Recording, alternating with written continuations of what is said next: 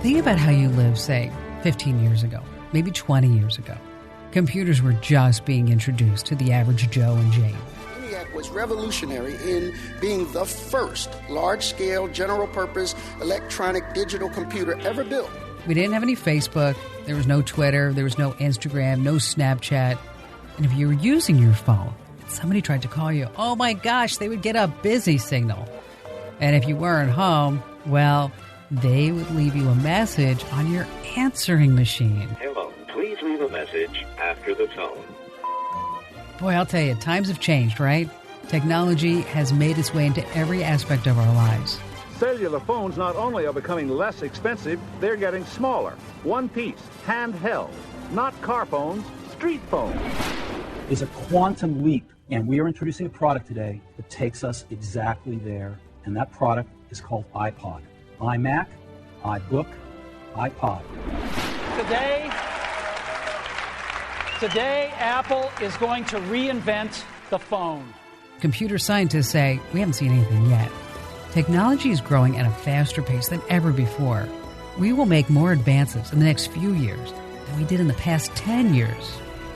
The last 50 years have brought us so much change in the world of technology.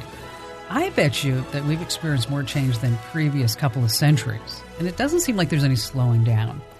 I mean, think about what we've seen in just the last decade. We've had electric cars, self-driving cars, augmented reality, virtual reality, genetic engineering, 3D printing. Who would have ever thought that was possible? And smartphones, I know, whether you love them or you hate them, they're here to stay. And the list certainly goes on and on. The exponential growth of modern technology was first identified in 1965 by a guy named Gordon Moore. And here's a little fun fact. He was actually the co-founder of Intel, the company that invented the microchip. Well, that year, over 50 years ago, he wrote an article in which he described what would eventually become known as Moore's Law. In 2015, Intel produced a video to celebrate the 50th anniversary of Moore's Law. In 1965, when mainframe computers were just beginning to use integrated circuits, Gordon E. Moore published an article in Electronics magazine in which he predicted a very bright future for the computing industry. By tracking the evolution of integrated circuits to date, Moore predicted that the number of transistors in a dense integrated circuit would continue to grow exponentially. This observation became known as Moore's Law. The message I was trying to get across was that integrated circuits were the road to less expensive electronics. It really evolved from being a measure of what goes on in the industry to something that more or less drives the industry. If you compare the first microprocessor, Intel's 4004, to today's 14-nanometer processor, performance is now 3,500 times higher. Energy efficiency is improved 90,000 times, and the price per transistor has fallen by over 60,000 times. If automotive technology had progressed at the same rate, cars would go almost 300,000 miles per hour, get over 2 million miles per gallon, and cost only 4 cents. No other technology that I can identify has made progress at that rate, nor has any had such a profound effect on the society throughout the world. And certainly in 1965, I would not have predicted the kind of products we make today. They're spectacular. Moore's Law has driven Intel and the industry to make the impossible possible and to completely transform computing to create amazing experiences. The potential is there for this change to continue, and I'm continually amazed at where it seems to be going. Just remember, whatever has been done can be outdone. Gordon Moore predicted that the number of transistors on an integrated circuit was doubling every 18 months. And that specific prediction has held true to this day. Although some people are saying that Moore's Law is outdated, it can still be applied to almost all modern technology. Exponential growth is complicated. It's very difficult to get your head around because most people tend to be linear thinking. So the full implication of what Moore was talking about can be pretty hard to understand. So let's look at something else. let's look at the inventor and futurist, Ray Kurzweil. He's something of an evangelist for exponential growth. While speaking at a conference, he explained why it's so profound. Unless you've really studied the trajectory of technology, you can be an expert in the technology, but unless you've studied the progression of technology, you won't realize this because it's not intuitive. And you might wonder, well, how different is that? Well, our intuition about the future is linear. It goes like this, 1, 2, 3, 4. An exponential progression. That's the reality, not of everything, not of every technology, but specifically of information technology. It goes 2, 4, 8, 16. That doesn't sound that different, except by the time you get to step 30, the linear progression, our intuition, is at 30. The exponential progression is at 1 billion. And this is not an idle projection of the future. This little computer I have here on my belt is several billion times more powerful per constant dollar than the computer I used when I was a student at MIT. It's 1 million times cheaper. It's several thousand times more powerful. That's a several billion-fold increase in price performance. It's 100,000 times smaller. We'll do both of those things again in the next 25 years. This will be, again, at least 1 billion times more powerful for the same cost. It'll be 100,000 times smaller. It'll be the size of a blood cell. It gives you some idea of what will be feasible. And it's not just computation. It's every form of information technology, and certainly document capture and document processing and document management and intelligent understanding of the information in documents is a pure information technology and has been progressing exponentially ever since it evolved and will continue to do so. So the paradigms will change very quickly. Every time price performance reaches a certain point, whole new applications become feasible. I saw the web, which was called the ARPANET in the early 80s. It was tying together a few thousand scientists, progressing exponentially, and predicted that there would be a World Wide Web connecting hundreds of millions of people to each other and to vast knowledge resources emerging in the late 90s. People thought that was ridiculous when the whole defense budget could only tie together a few thousand scientists, but that is what happened. That's the power of exponential growth.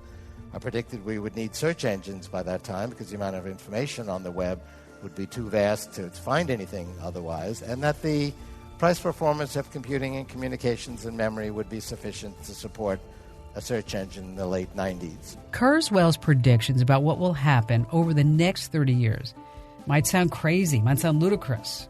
Talking about super intelligent machines and nanobots in our bloodstream. Well, those are just two examples. But it's not crazy. It's not ludicrous. It's actually happening right now.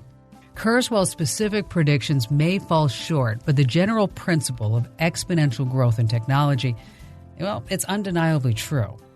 And that means you need to just buckle up and get ready for the ride, because every year, numerous institutes predict the next breakthrough. We're talking about technologies that are on the cusp of change, and they're going to disrupt our lives forever. And in this podcast, oh my gosh, you're just going to love it. We're going to look at a few examples on this year's list of technological marvels, and I'm going to add a few of my own. So get ready. We're going to step into the future. And by the way, speaking of these Commando On Demand podcasts, if you're not already getting each and every one delivered right to your phone, your tablet, your computer, whatever device you're holding lately, you really should. Whether you use Apple iTunes or Google Play, just hit subscribe. And this way you get them automatically delivered to you, even when you're sleeping. Now that's a technological marvel.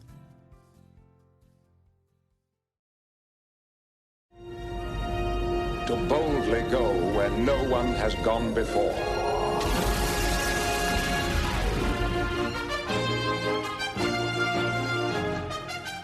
When you start sifting through the next breakthroughs of technology, your mind may wander towards, say, the sci-fi world of Star Trek. It's a tad odd how a low-budget program that started in the 1960s has influenced modern technology. I mean, think about this. The original flip phone design was based on Captain Kirk's communicator, yes. And this year, a bunch of companies are working to make yet another Trek staple a reality. Are you ready for it? It's the Universal Translator. The Universal Translator is coming online, sir. Ugly, giant bag of mostly water. bags of mostly water? An accurate description of humans, sir. You are over 90% water surrounded by a flexible container. The vision of a universal translator is a powerful one.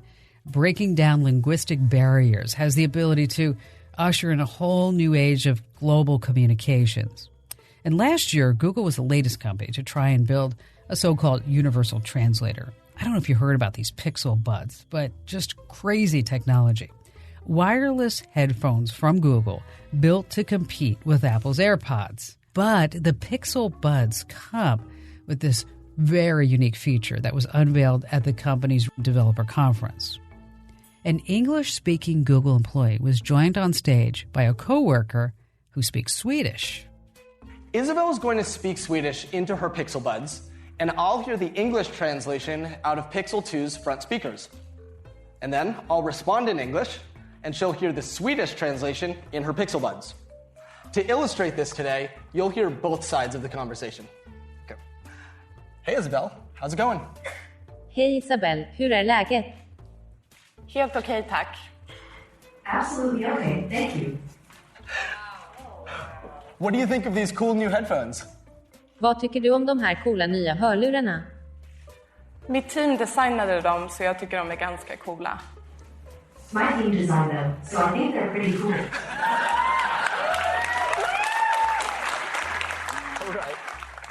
The Pixel Buds leverage the power of Google Translate to listen, translate, and play back conversations in 2 different languages almost instantly. And I know what you're thinking. If only we had this for a lot of husbands and wives conversations, then maybe we wouldn't have so many divorces. Now, Google's not the only company working on this technology. A few years ago, Microsoft, they actually own Skype. A lot of people don't realize that. But they debuted a similar feature. Good afternoon, Melanie. How are you? Aber nach neuen Melanie, wie geht es dir? Mir geht es gut. Wie geht es dir? Well, how is it me, friends? Sorry, Melanie, say that again? Melanie, sag das nochmal. Mir geht es gut. Wie geht es dir? I am well. How are you doing? As you could hear in that last example, these technologies are far from perfect. When you start looking at the reviews of both online, the Pixel Buds and the Skype translator, well, the reviews are mixed at best. There's a whole bunch of problems in translations when someone's trying to have a normal back-and-forth conversation. And I have to tell you, just using Google Translate, the app, typing in your questions or phrases, it works much better at this point. But the promises of these technologies are huge, and over the next 5 to 10 years, the error rate will get much better. The idea of speaking with anyone, anywhere on the globe, in your native language, it will become a reality. Okay, the next breakthrough technology. It's been lectured and written about endlessly for years. I'm talking about the smart city. The model of a digitally connected city that is constantly being monitored. It's been the stuff of Hollywood movies for decades. Just think of Blade Runner with Harrison Ford, Minority Report with Tom Cruise. In case you haven't noticed, the smart city is no longer relegated to the imagination of Hollywood. The prototype for a connected, digitally managed, and surveilled city exists right now. It's in a place called Hangzhou, China. The 9 million residents of Hangzhou were monitored 24 hours a day, 7 days a week for over a year. Their activity on the internet, their purchases, even their movements were uploaded to a giant artificial network and database and computers built by some of China's biggest tech companies. They called it City Brain, and the system was able to manage water supplies, traffic lights, and even crowd sizes. It was hailed as this remarkable success by the Chinese government. Traffic congestion, accidents, and crime are all reportedly down. The government plans to use City Brain in other Chinese cities soon, but the Chinese aren't alone in creating this new smart city. Similar projects are already underway in both North America and in Europe. Up next in this special podcast, we're going to dive deeper into the smart city debate because a lot of people are worried about this. Will the day-to-day life for the average person actually be improved? How much monitoring by the government will take place? Will things really become easier and more efficient? Or could technology actually help create greater power struggles within a society? In the end, will we be ruled by a control panel at some operational center? So stay tuned as we examine what has started in one of the biggest cities in the Northern Hemisphere. You will be surprised.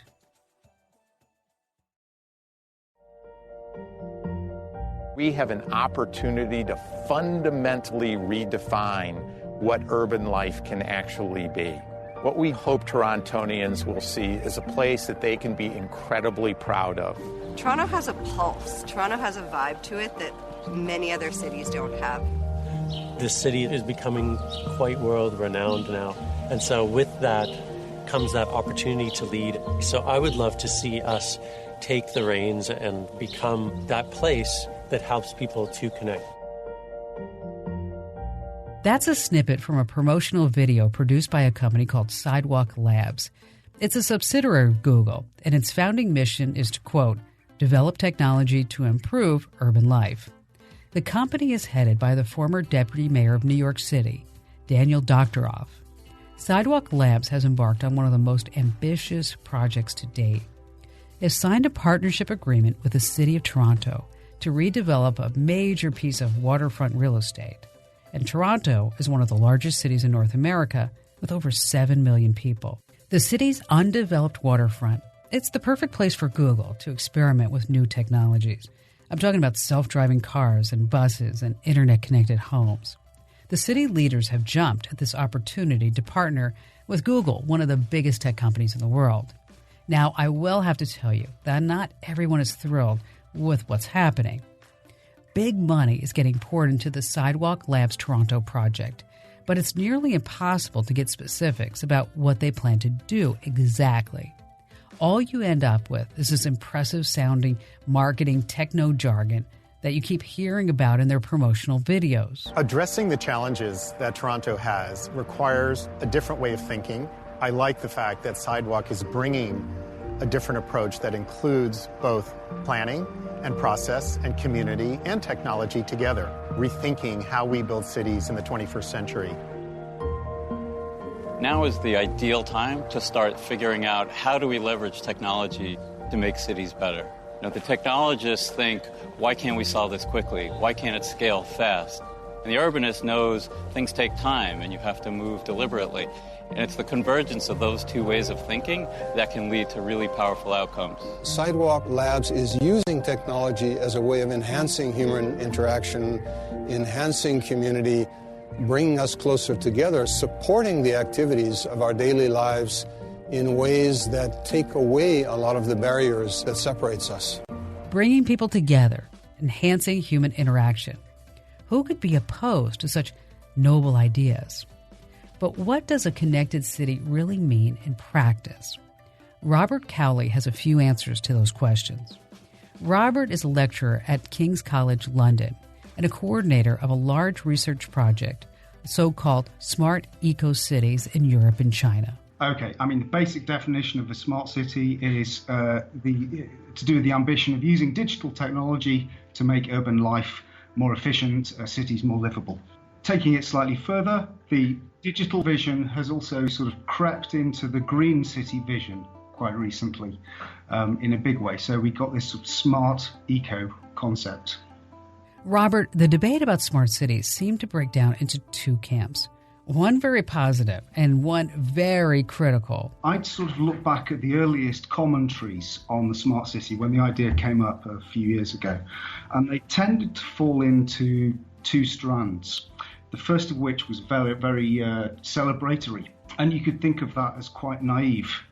The other strand was always very critical. So which do you think is more correct? Technologies are always political in ways that we might not expect. I think we do need to accept and sort of be optimistic about the potential for digital, other high-tech innovations, really to make significant positive changes to cities, environmentally, boosting local economies, and all types of issues around livability and social sustainability. That may be true, but when we hear about a city in China where every citizen's movements and activities are tracked 24/7, well, I have to tell you, Robert, that makes me nervous. They're not trying to sort of set up the smart city in order to broaden democracy or even really to set up a free market economy. It's to do with boosting their own economy, so almost to strengthen the party's power and to sort of achieve urbanization, the move into cities harmoniously. So China's idea of a smart city may not be the same as a smart city, say, here in North America. That said, do you have any concerns about a big company like Google designing and managing an entire city neighborhood? Think of all the data collection that's going to happen. The earlier corporate visions of the smart city were very technocratic and frightening, but I think as it's moved into ideas that local authorities have in the West, they now talk the language very much of things being citizen-centric, people-centric. Explain that to everyone. Exactly how will that work? We don't live in China, we don't live in authoritarian countries, but let's just be alert to the way that new modes of living and new technologies might reposition us as citizens. I guess new sort of norms and values are introduced. Certain things are valorized and other things are ignored. I can see why city governments are so eager to use this technology. The promise that computers can make life better, reduce traffic congestion is appealing to anyone who ever commutes to work. Yeah, I mean, we all want things to be efficient, I guess, rather than congested and dysfunctional, and that's an appeal. And when that's tied into potential to use resources more efficiently, it's quite appealing at a time of budget cuts. But what about the plan that Sidewalk Labs has in Toronto? At this point, it doesn't sound like you're completely sold on it. I'm not sure that this is quite enough to do these sort of experimental projects in the hope of them scaling up. And actually, let's have some more significant goals in place. Let's at least try and marry this with traditional processes of institutional decision-making to try and get some sort of concrete goals at the end. There is no shortage of optimistic predictions about what a smart city can accomplish. We're talking about less crime, less traffic, less pollution. Does it surprise you at all that some people seem very willing to just hand over control to a big company like Google? Well, I think it's slightly shocking, actually, that you see that they're intervening into areas of action which would traditionally have been planned and managed by local authorities. So the idea that these could be easily handed over to a big tech company is clearly problematic. And sorting them out isn't just a matter of a techno fix. So you're being very cautious, but you're not opposed to the idea of a smart city. What do you think is the most important thing we should be focused on in this debate? Well, the number one thing that I'd want to do would be to get more public engagement in the whole debates around the digital future. So there is a sort of visibility problem. At the same time that you've got large corporations with lots of money and policymakers backing it all over the place. There is no silver bullet for problems like overcrowding and affordable housing. I mean, technology alone can't fix those issues overnight. There is lots of potential there to make cities easier to live in and more efficient and fun and less polluted. But let's also at the same time not forget about the deeper social questions. Is it enough just to make sure everyone's connected to the internet rather than thinking about some of the structural issues which underlie it all? So smart technologies are coming, likely sooner to your home than you'd expect. Artificial intelligence-controlled traffic networks will reduce your commute to work. I'm talking about self-driving cars can help by cutting down the number of vehicles on the road and also the pollution they produce. The belief is that internet-connected homes and apartments constructed I'm talking about sustainable power and water supplies, will make urban living more affordable. But you can't embrace this rapid change to the future without actually taking a look at the negatives.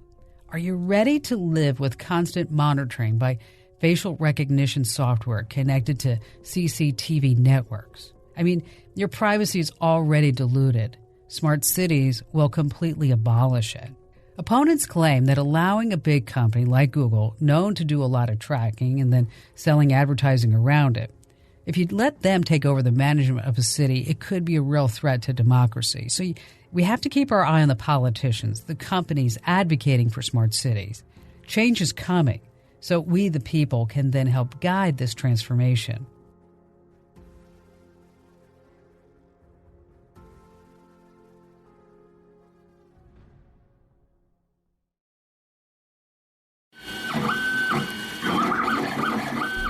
Do you know what that is?